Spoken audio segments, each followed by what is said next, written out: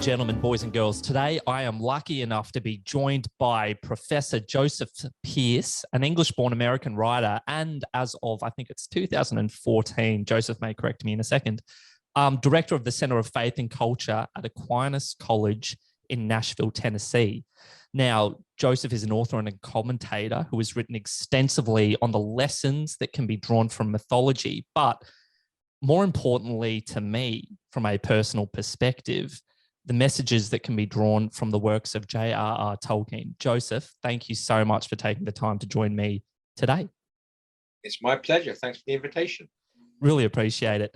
The purpose of this podcast, what I do is I invite people on and I talk to them about their individual Catholic journeys. But what I really want to try and hone in on is that the reasons and the factors that people take into account when deciding to be Catholic or to stay Catholic after they've made that initial choice.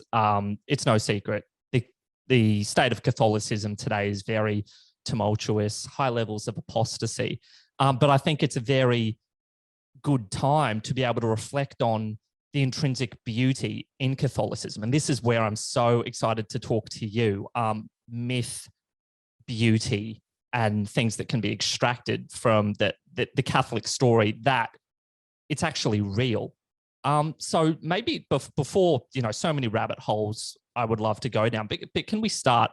I know your story, and I definitely invite listeners to listen to your podcast. You have done all your lectures to hear your story and how you were influenced by Chesterton and Belloc. But could I ask you, rather than maybe tell your story, what was it that attracted you to Catholicism, and what difficulties, if any, did you experience along the way in making that leap? Well, first of all, my early life up to the age of about 25 was extremely dark and hedonistic and relativistic and full of hatred. I was a very secular-minded individual. I did not like Christianity in general and the Catholic Church in particular. But one consequence, of course, of living that Golemized existence is that the awareness of the darkness. And, when one actually experiences the presence of the candles in the darkness, which basically the goodness, truth, and beauty of Catholicism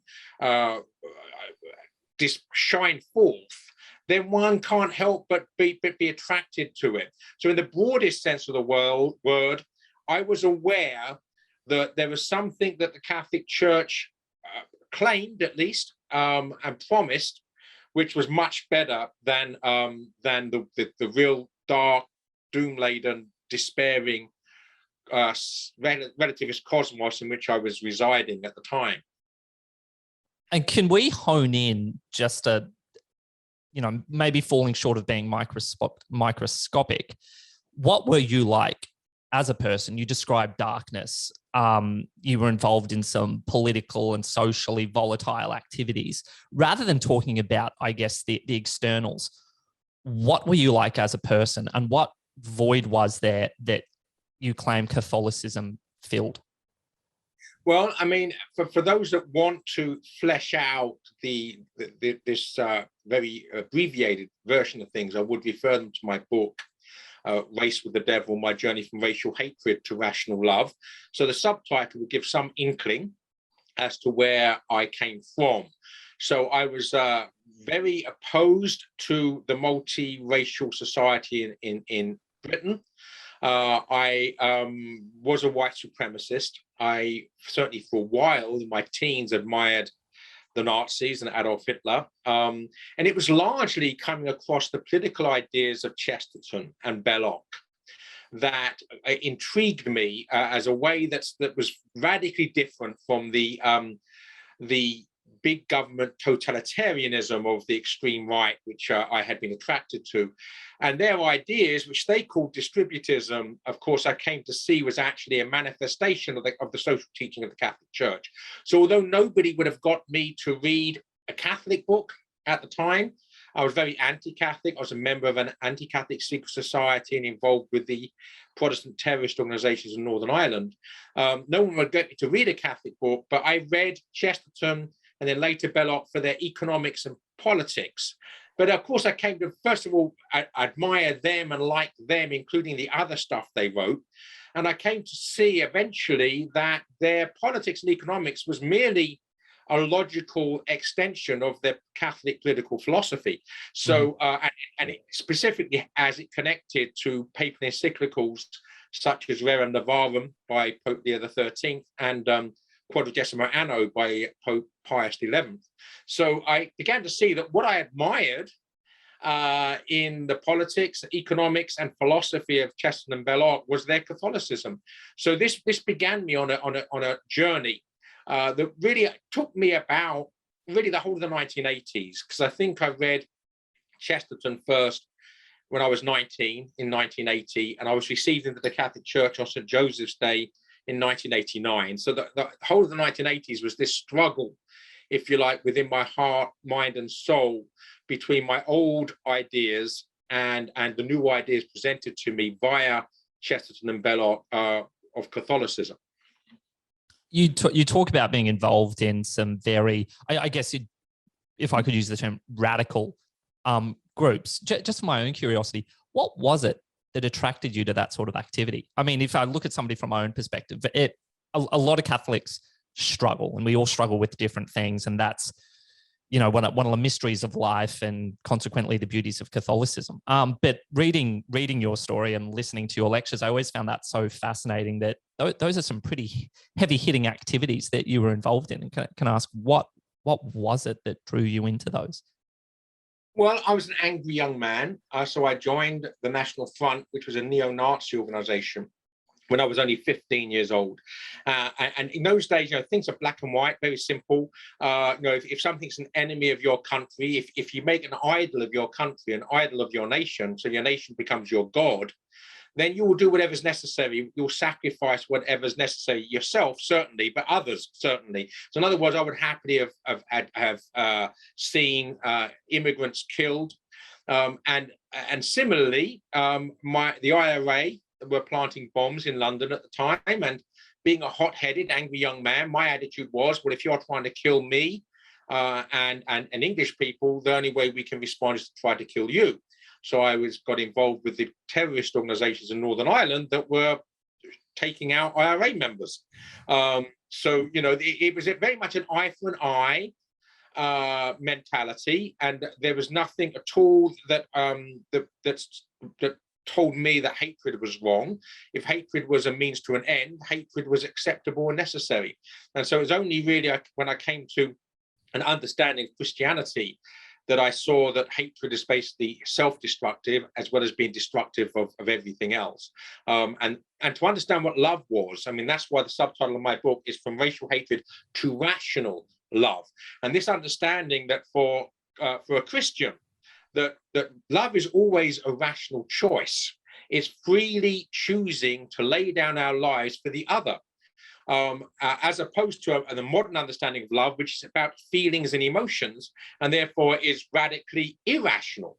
That basically, you know, I love you because of how you make me feel, and when you don't make me feel like this anymore, I don't love you anymore. And there's no, so that sort of love is actually the antithesis of Christian love, because in a nutshell, Christian love is laying down your life sacrificially for another, and secular, say, relativistic love is laying down the life of the other for the self.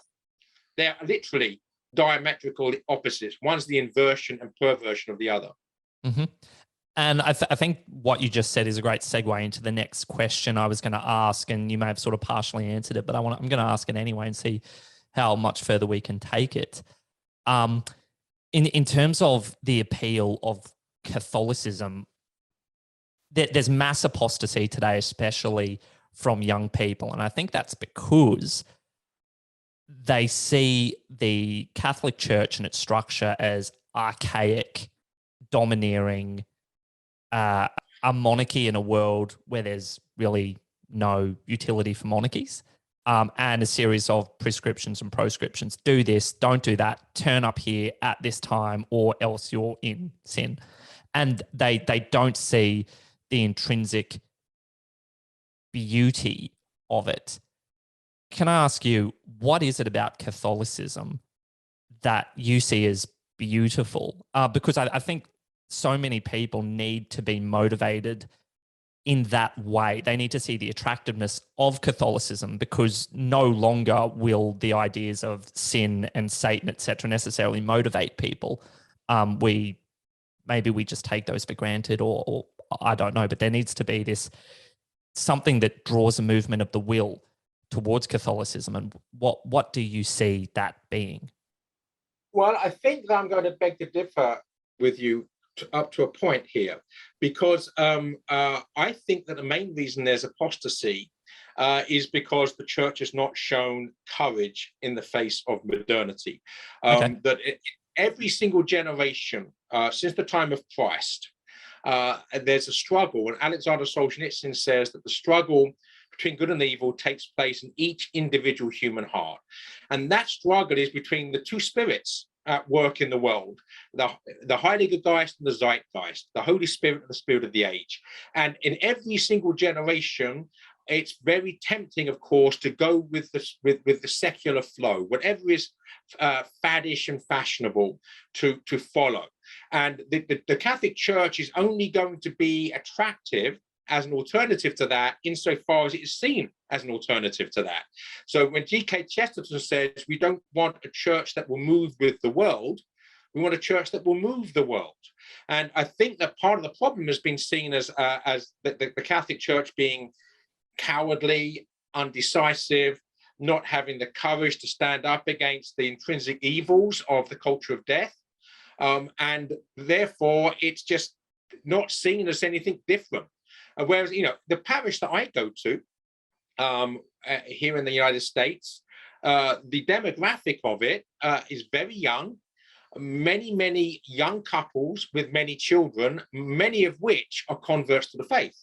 And that's because what we have here is a robust Catholicism. We're in the midst of the Bible Belt. So to be a Catholic down here, you have to be able to stand your ground, not just against the secularism of the culture, but also against the Protestantism, which is the prominent Christian culture down here.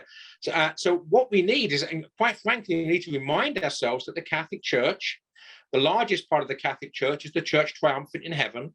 Then you have the church suffering in purgatory, but the church in time, which is probably the smallest in terms of numbers, is the church militant, the church at war with the spirit of this world. We are miles Christi, we are soldiers for Christ.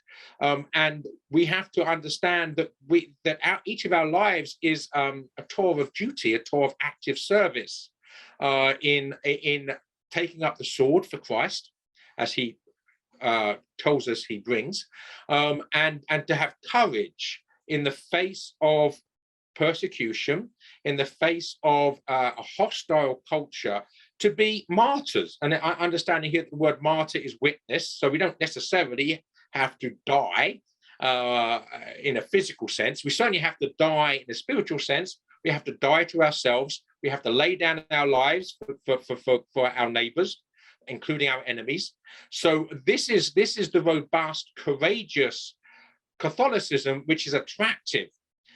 If the church merely succumbs and surrenders to the spirit of the world, why would it be attractive to anybody? Huge. It's really difficult to argue with anything you just said. My next question to you, following on from that, is I think you coined the word golemizing, and I kind of like it. Yeah, I think, correct me if I'm wrong, it's your word, so your definition will follow. Being possessed by your possessions and the logical consequence that will have on you. To my mind, anybody who makes the decision to live a way of life contrary to the Catholic faith, that's the main motivation. It's not necessarily a hatred of Jesus Christ. It's just, I think you may have spoken on this point in other lectures of yours, it's the fact that we are possessed by our possessions. But the logical consequence of that is a golem, this twisted shade of a character that's kind of self-tortured. Do you see that as the logical consequence of picking a way of life that rejects Jesus Christ? Absolutely, a logical consequence and an inevitable consequence, because obviously Gollum is a character in The Lord of the Rings. And to me, the character of Gollum in The Lord of the Rings, even though it's a so-called fantasy work, is one of the most realistic depictions of a soul that's shriveled and decayed through its addiction to sin. And the key thing that we see in The Lord of the Rings is that we all have a choice. We can't escape from the ring itself, the power of the ring, because the ring symbolizes sin. And we live in a world of sin, and we are ourselves sinners. So there's no way that we can live without the presence and the power of the ring. It's what we do with it. So to wear the ring, to put the ring on, is to willingly embrace the sin. And when we put the ring on, we actually enter Sauron's world. Sauron's a demon. We enter the world of darkness, and we fall more and more under the sway of that darkness until it becomes an addiction. And so the whole idea of the culture of death, that you know, living a hedonistic lifestyle is liberating, is a lie, because what it is, it's addictive. And nobody in their right mind is going to call an addict free. An addict's quite clearly a slave to things that are overpowering him, that are possessing him.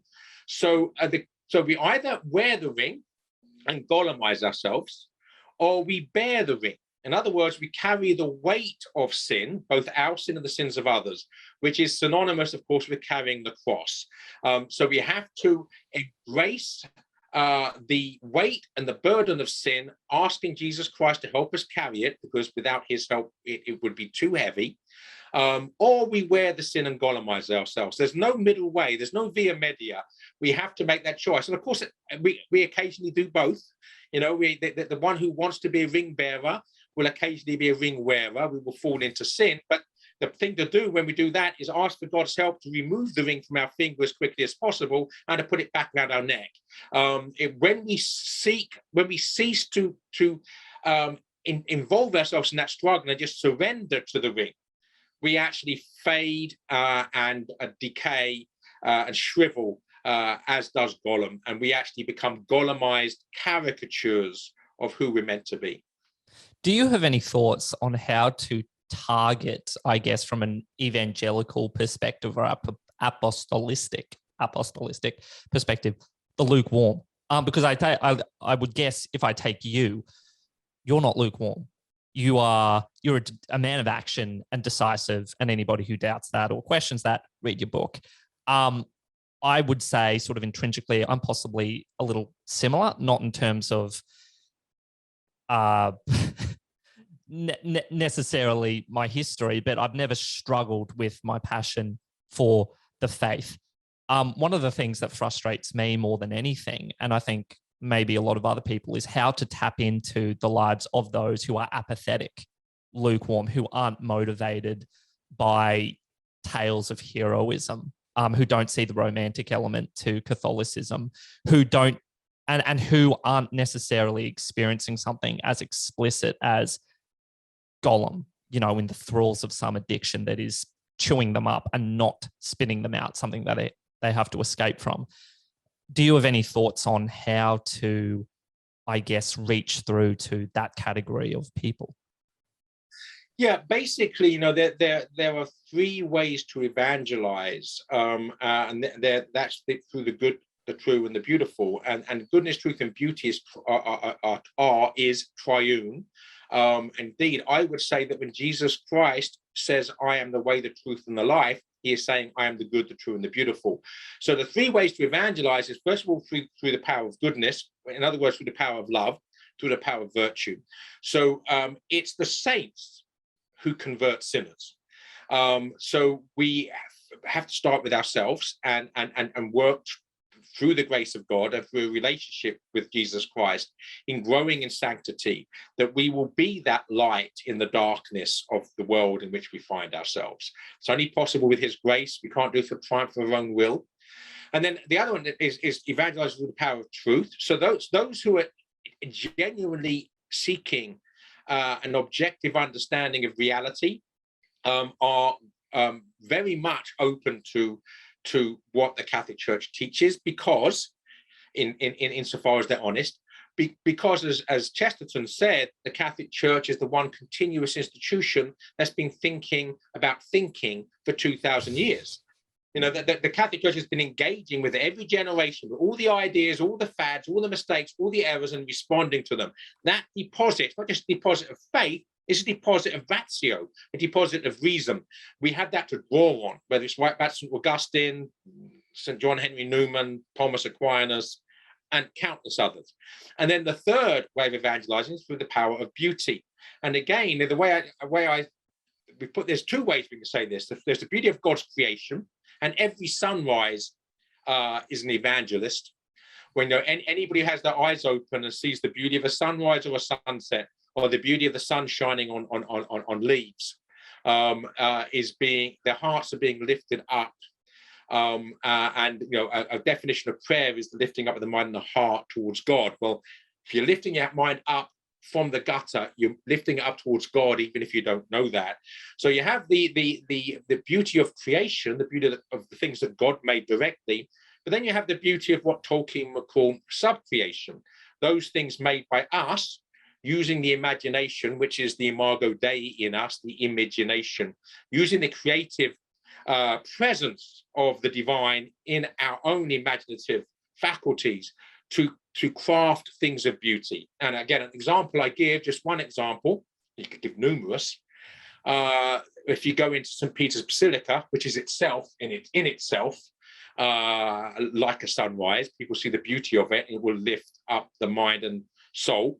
But when you walk through into St. Peter's Basilica and you look to the right, the first side chapel on the right contains Michelangelo's Pieta, with the Mother of God cradling her dead son in her arms. And anybody who sees that, if they're not completely golemized, of course it is possible to become completely golemized and be blind to both goodness, truth, and beauty, those people are in a very bad way. But thanks be to God, that's a small minority of the population.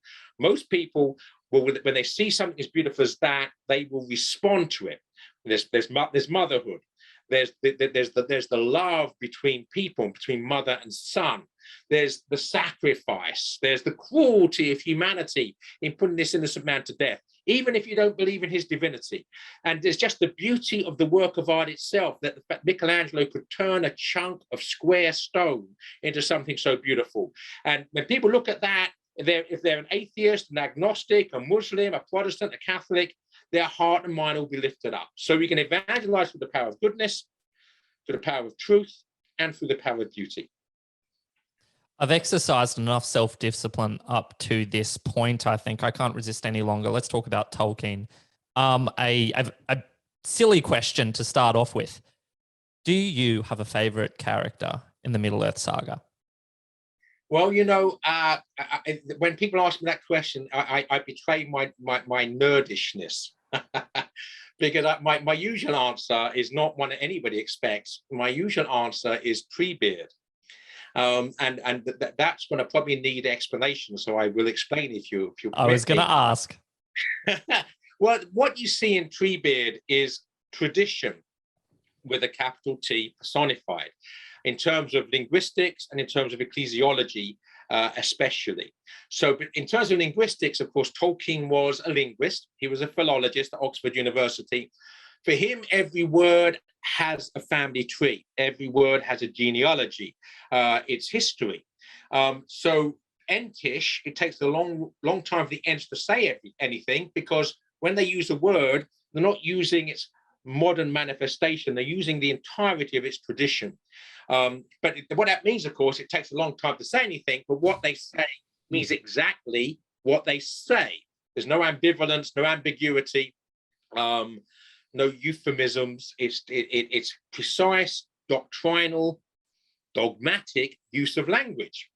And then ecclesiologically, the Catholic Church exists through time in its militant manifestation. Of course, it's in eternity in its larger aspects, but we have this living tradition. And let me explain that. So the Ents very occasionally, every few thousand years, have a council. And then when they have a council, they deliberate, and they eventually, slowly, without being hasty, come to the correct decision and act decisively. And the church, in her own traditional manifestation, should never act hastily. because it means you're reacting to something which is probably ephemeral and peripheral, and is going to be passé before you even really need to deal with it. As C.S. Lewis said, fashions are always coming and going, but mostly going. So normally, if something's destructive and sin is destructive, self-destructive, the culture of death is suicidal. Right, that basically you let it play itself out. All you have to do is to be true to the gospel and be a witness to the gospel in the midst of the darkness. You don't have to, certainly have to follow fads, but nor do you have to necessarily overreact.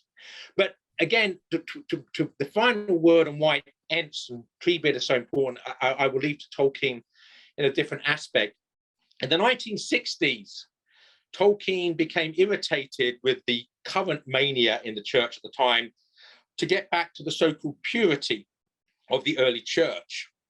And Tolkien said, I don't see why a sapling should be considered superior to the full-grown tree. And he said that even if the sapling is superior to the full-grown tree, if you chop down the tree looking for the sapling, you don't find the sapling, you kill the tree. This is a perfect manifestation of Tolkien's ecclesiology, his understanding what the church is, and I think that's manifest in Treebeard and the Ents. And so I sort of associate very deeply with that whole macro philosophy, which, if you like, is the sap, the living sap that runs through the Ents.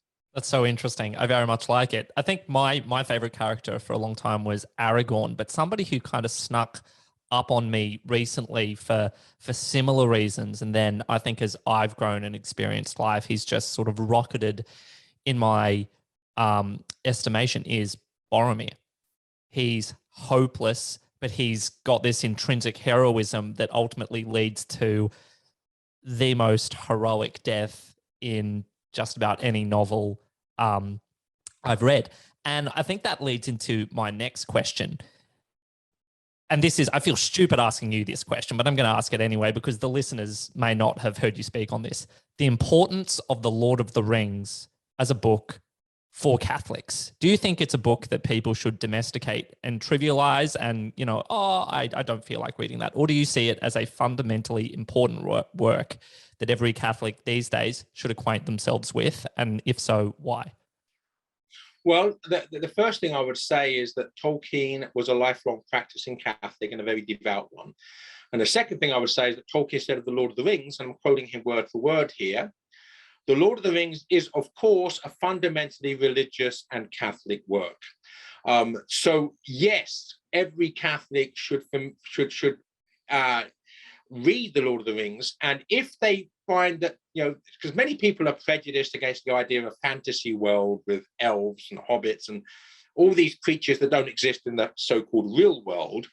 And yet, when you actually see what Tolkien's doing, you realize that that, as I said, the ring, it symbolizes sin. In fact, the ring is synonymous with sin. It's destroyed on March the 25th, which is the date of the Annunciation, of course, when God becomes man. It's also, according to the tradition, the early church and Middle Ages, the date of the crucifixion.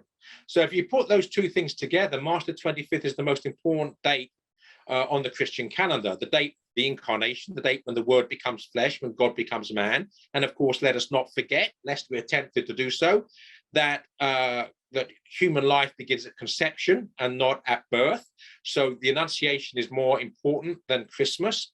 And then you couple it with the fact that on the same date, according to tradition, that Christ was crucified, then we see that if that's the date on which Tolkien has the ring destroyed, clearly what's destroyed through the life, death, and resurrection of Christ is sin. So the ring is synonymous with sin, which we talk about wearing it and bearing it. And also, Frodo Baggins and Sam and the other members of the Fellowship of the Ring, including your favorite Boromir, leave Rivendell on Christmas Day. So the life of the journey of Frodo Baggins from Rivendell to Mount Doom, Golgotha, is the life of Jesus Christ from his birth in Bethlehem to his death. So it's a profoundly Catholic work, but it's sufficiently subtle that millions of non-Catholics and millions of agnostics and atheists read it. And of course, they may not get the Catholic dimension because it's not preaching to them. It's much more subtle than that. But everybody that reads the Lord of the Rings is moved closer to Christ. So, someone who's a militant atheist is not, or very unlikely, going to leapfrog from being an atheist to being a member of the Catholic Church just by reading the Lord of the Rings. But by reading the Lord of the Rings, they're going to be moved from this atheism to somewhere closer to Christ, where they will read things and be open to things they were not open to before they read the Lord of the Rings. So that it's moving people into a space where they are being brought onward, whether they're an atheist or whether they're Catholic. For a Catholic, it will deepen their faith. For an atheist or an agnostic, it will lead them closer to faith.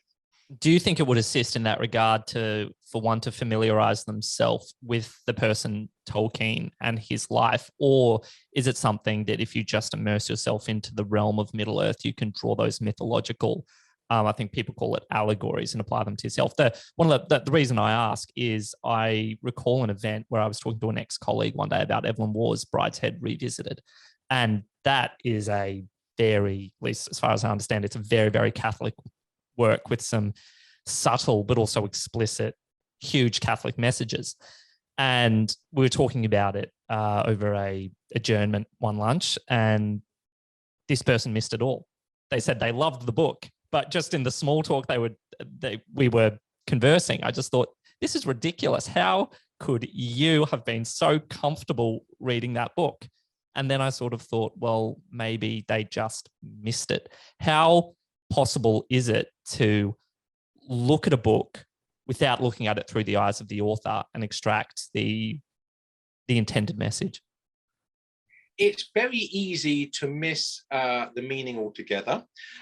G.K. Chesterton says that it doesn't matter how much he made the point of a story stick out like a spike, the critics would go and carefully impale themselves on something else instead. So, because it's possible to misread, especially if we willfully want to. So, for instance, Brideshead Revisited, you will often find it if you go to Barnes and Noble or somewhere similar, or in the gay fiction section, because there's obviously an aspect of the work which is about same-sex attraction, and I'm delighted with that. Because if people living that lifestyle pick up, they might read it. They will read it, and even if they misread loads of it, they're going to be introduced to the Catholic Church. They're going to get introduced to the profundity of what the Catholic Church challenges. Well, Julia, Lady Marshmain, Lord Marshmain's conversion, the fact that even the sort of Sebastian ends up as a sort of somewhat drunken sop still, but on the fringes of a monastery. And of course, symbolism. What or who is the bride's head? It's the bridegroom. So bride's head itself as a place is mystically connected to the church itself. So the family, all of whom to one degree or another are miserable sinners, are nonetheless in love with the person of Jesus Christ, and particularly as he is manifest as in his mystical body, the church.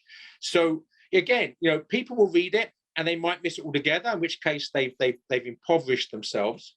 But most people will at least pick up some of it, which will move them in the right direction if they know how to read. And a large part of what I do is to teach people how to read. Right? How do we spot and the allegorical dimension in a work? How do we see how what's happening on the literal level is applicable on levels other than the literal level? And so learning how to read that way then gives us the tools we need to read anything and see it on a much deeper level. So that's one of the things that I see as a personal vocation, is to teach people how to read literarily, because you can't read good literature literally, because all good literature is working on a metaphorical level, which is a level of applicability, which is allegorical. Extremely deep. My next question is going to be a little more superficial. The Lord of the Rings movies and the Hobbit movies, have you seen them? And can you give me your honest assessment of them? Well, we'll start with the appallingly bad and get better. So I watched the first of the Hobbit films and was rather, well, not just disappointed, rather disgusted at what I took to be Peter Jackson. Purely, the irony of it was Peter Jackson had actually got the dragon sickness.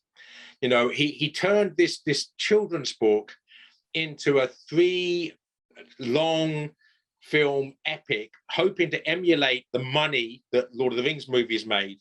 And so the irony is that the whole point of The Hobbit is the dangers of getting the dragon sickness, and Peter Jackson was suffering from the dragon sickness, and that's why he made the film. So ironic. So anyway, having seen the first one and being horrified by it, and then being told that the second one was worse, I did not watch the second or the third. And atrocious. Yeah. Yep. So we'll put the Hobbit movies to one side. But as regards to the Lord of the Rings films, let me put it this way. When the films first came out, which was just as I moved to the States in 2001, the first of them came out, that we had a trial of Peter Jackson for the desecration of the Lord of the Rings at the university which I was teaching. And a literature professor colleague was the counsel for the prosecution, and I was the counsel for the defense. Oh, conflict. Exactly. So I actually was very pleasantly surprised at how good the Lord of the Rings movies were. And I think that part of the reason for that was I was expecting them to be terrible. And quite clearly that Peter Jackson and his co-writers loved the work. And there wasn't the dragon sickness aspect because it was actually a risk. There's a huge investment, doing something very different, you know, 3-hour films, all being made up front with the huge budget outlay. You know, they went to great lengths to get the approval of the Tolkien world, because they knew how popular the Lord of the Rings was. I mean, let's remind ourselves, by the way, that the Lord of the Rings was voted the greatest work of the 20th century and the greatest work of all time in several opinion polls in 1997, 4 years before the film. So the Lord of the Rings is not popular because of the films, right? The film's popular because of the book.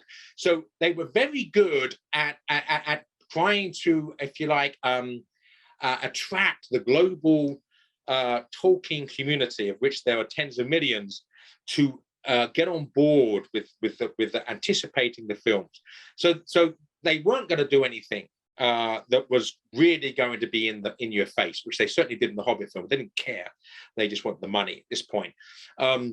So of course I could put my Tolkien purist hat on and give you a list of things that are wrong with the film as long as my arm. You know, I could give you that list. But I think overall, you know, I think that they reflect the spirituality, and on occasions even more explicitly than the book. So give one example, in the extended version of I think it's the end of the Fellowship of the Ring film, when they're saying goodbye to Galadriel, and they're rowing off from Lothlorien. She's standing by the water's edge, and she looks very suspiciously like, you know, Our Lady of Fatima or Our Lady of Lourdes. So she's holding her hand up, basically there's sort of a halo around her head. And this is clearly a definite, iconic reference, because, you know, if you want to show holiness, you know, even if you're not a Christian, how do you do that? Well, you show images of the Blessed Virgin, right?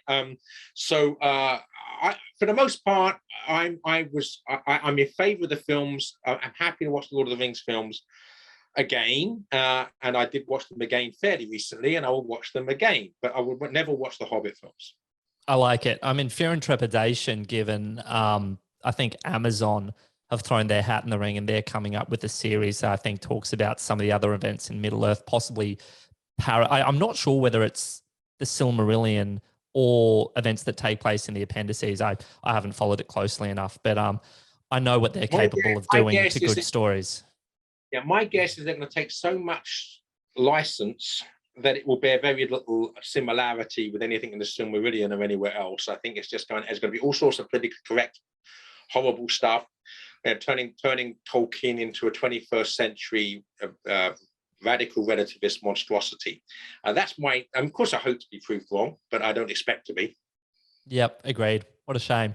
Can we take a couple of minutes and talk about your work? So I'm relatively familiar with your work. I kind of, given your lectures, your book, your story, Just for the benefit of the listeners I have, you have a speaking circuit, you've got some lectures on YouTube, etc.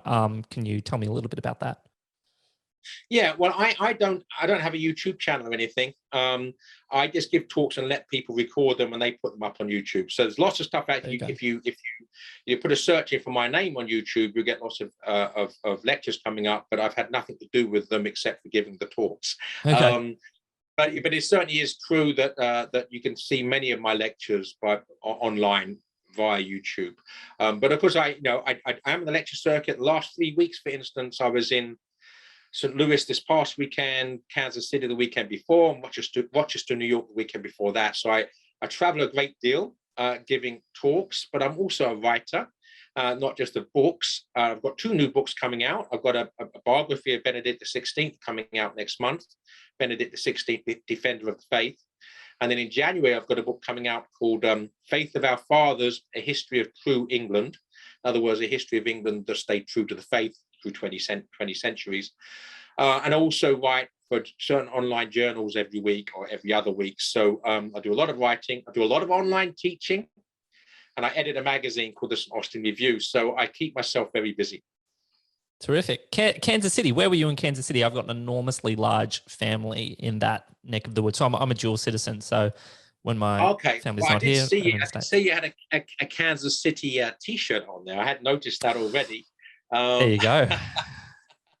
I gave a talk in Kansas City the weekend before last. First of all, at the Chesterton Academy. So it's a new Catholic classical school that's just been established there. So I gave a talk at a fundraiser for them. And then on the following morning, I drove out to St. Mary's in Kansas, which is a small town in the countryside, where they have an annual Shakespeare festival. And I think for 3 years now, last year it was cancelled because of COVID, but the 2 previous years and this year, I go and give a talk on the play that's being performed that year prior to the play being performed. And then next to it is a medieval festival with a pub called the George and big bonfire and folk music. It's like actually walking into Hobbiton. I mean, that's I imagine. So it's worth it. Yeah, absolutely worth it. It's a very, very enjoyable 3 days. I've got friends, a lot of friends there now. So I had a great time and I'm already looking forward to next year. Terrific. In closing, my final question to you would be your advice to a young Catholic like myself, and well, I think I've already captured the category. Everybody else like me who, may be passionate for their faith, but is, a Boromir, weak, struggles with the same thing that people have struggled with for, since the beginning of time. What would your advice be to people to give them the best chance of preserving their faith and having final perseverance? Well, the first thing I would say, and it's something which might not be quite as evocatively powerful to younger people, is that we are merely here serving as soldiers on active service. And all of us at all times should be keeping our eye on the finishing line. Because as C.S. Lewis says, real life hasn't begun yet. This is the Shadowlands. The fullness of being is in the presence of Jesus Christ, which happens after death. This basically is a place where we are struggling and tested, and we cannot succeed without the help of Christ. So if we don't have a relationship with him, especially in the sacraments and in daily prayer, we will fall and flounder. And using the imagery of the Lord of the Rings, the Lord of the Rings is very realistic, and so is the Hobbit, because we will face evils, dragons, and they will devour us if we don't have the strength to fight them. And we can only do that with the grace of Jesus Christ. So really, I would just say that you have to see your life as a quest. All of us are here for one reason only, and that's to get to heaven. We are homo viator in Latin, man on a journey, man on a pilgrimage, man on a quest. And the purpose of that quest is to be with God forever in his presence. And it's an adventure, and suffering is impossible to avoid. One of the paradoxes of life is those who spend most time trying to avoid suffering are those who suffer most. Those who embrace suffering, asking Jesus Christ to help them with it, actually end up suffering less because they have consolation. So embrace the suffering. Take the struggle of life as an adventure, as a quest. If you do fall, I should really say when you do fall, because we all do. Even Jesus Christ fell twice on the Via Dolorosa, sorry, 3 times. That when you fall, you have to ask for the help to get up again. If you don't, then you just wallow in the gutter. And Oscar Wilde, a great sinner, said, we're all in the gutter, but some of us are looking at the stars. So even though we find ourselves in the gutter, if we keep looking at the stars, which is basically Jesus Christ, then we will be lifted from the gutter. And to go from Oscar Wilde to Samwise Gamgee, as Samwise Gamgee says in The Lord of the Rings, above all shadows rides the sun. So we do need to remember at the darkest moments in our lives where we seem to be enveloped by our own weakness, our own sin, that above all of those shadows rides the sun. Sun in both senses of the word, S-U-N and S-O-N. Great. Loved it. Loved every second of it. Professor Joseph Pearce, thank you so much for taking the time to join me on Lounge Room Chats. Love your work. Would definitely recommend everybody to take a look at it if they haven't been the beneficiary of it as of yet. Thank you so much for your time today. Absolutely my pleasure. God bless you. Professor Joseph Pearce, author, commentator, and above all else, in my estimation, JRR Tolkien expert. Thank you for your time. My pleasure.